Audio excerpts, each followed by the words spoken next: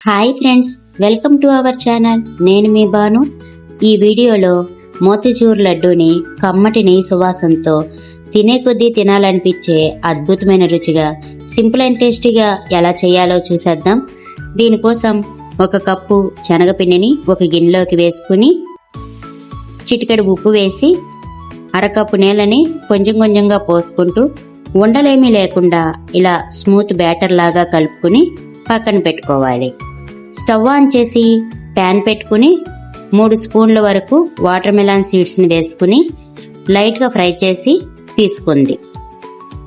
ఇప్పుడు అదే ప్యాన్లోకి 2-3 స్పూన్ల వరకు నెయ్యిని వేసి నెయ్యి కరిగాక మనం కలిపి పెట్టుకున్న పిండితో చిన్న చిన్న బిస్కెట్లలాగా వేసుకోవాలి.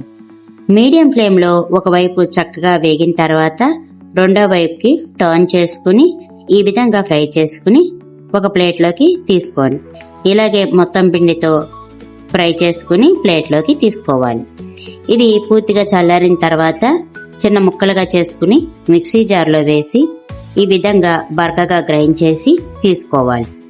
ప్యాన్లో ఉన్న నెయ్యి ఏమన్నా ఉంటే అదంతా తీసేసి ఇప్పుడు అదే ప్యాన్లో 1 కప్పు పంచదార, అరకప్పు నీళ్ళని వేసి 1/2 టీ స్పూన్ యాలకుల పొడి, చిటికెడు ఫుడ్ కలర్ని వేసుకుని ఇలా కలుపుతూ లేత తీగ పాకం వచ్చే వరకు మీడియం ఫ్లేమ్లో కుక్ చేసుకోవాలి.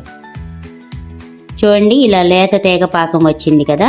ఇప్పుడు గ్రైండ్ చేసి పెట్టుకున్న శనగపిండి మిక్స్ అంతా వేసుకుని లో ఫ్లేమ్లో పెట్టి కంటిన్యూగా కలుపుతూ ఉంటే ఇలా దగ్గరకు వస్తుందండి. 2-3 నిమిషాలకి ఇలా దగ్గరకు వచ్చేస్తుంది.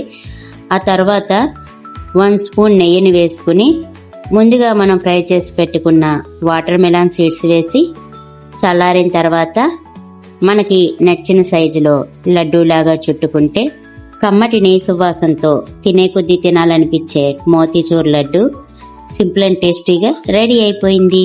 వీడియో నచ్చితే కనుక లైక్ చేయండి. Thanks for watching.